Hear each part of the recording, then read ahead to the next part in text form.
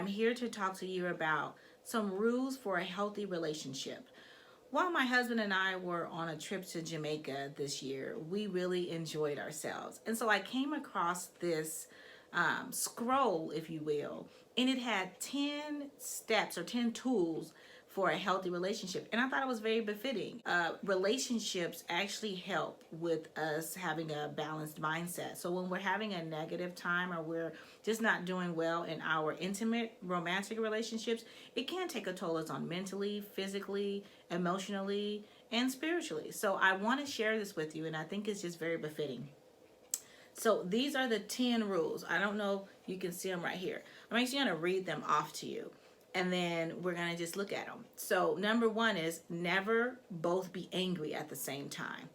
That's so important, right? Not to be angry at the same time, because if both of you are angry, then who's going to be the voice of reason when there needs to be someone to talk and be calm? Number 2, never yell at each other unless the house is on fire, right? Yelling at each other doesn't solve anything. It's just abuse, actually. It's emotional abuse if you continue to yell, and it doesn't get your point across. It's an ineffective way of communicating. Number 3, if one of you has to win an argument, let it be your mate. Now, that's a hard one. You don't have to always be right. Number 4, if you have to criticize, do it lovingly. So I call that constructive feedback, not openly criticizing, always being negative to the other person. That's not loving.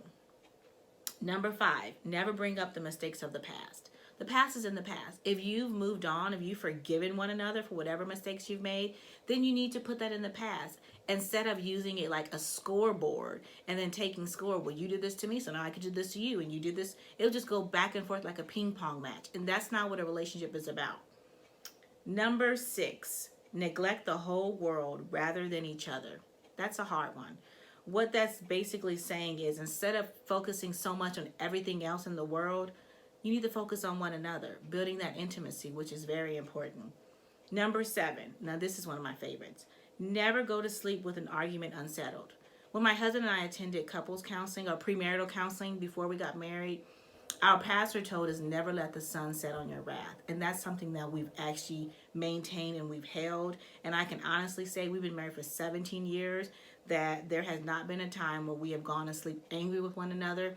Neither one of us has slept on the couch or outside of our bedroom because of anger. That is really, number 7 is a real good one. Number 8, at least once each day, say a kind or complimentary word to your life's partner. That's important because we can get busy in our day-to-day life and forget to compliment one another, forget to focus on those things, the reason why we love each other, why we got together in the first place. Number 9, when you have done something wrong, be ready to admit and ask for forgiveness. It takes a big person to admit their wrongdoings and to ask for forgiveness. But if you love the other person, you need to be prepared to do that. Forgiveness is a big part of that. And number 10, it takes 2 to make a quarrel, and the one in the wrong usually does most of the talking, right? So it takes 2 people to argue. I tell my couples that all the time. It's really difficult for a person to argue by themselves. So just remember that. These are really good rules for a happy relationship. I'm going to share them with you. You see the butterfly? You know how much I love butterflies. Butterfly is actually my logo. It is so transformative. So these are 10 happy, well, I'm saying 10, but rules for a happy relationship. I thought this is really awesome. And so I actually hang it inside of my office.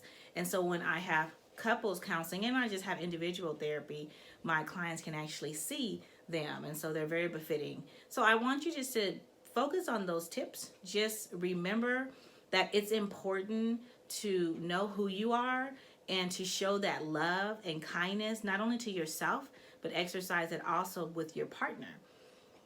For more information, you can visit my website at www.NicoleArkadie.com.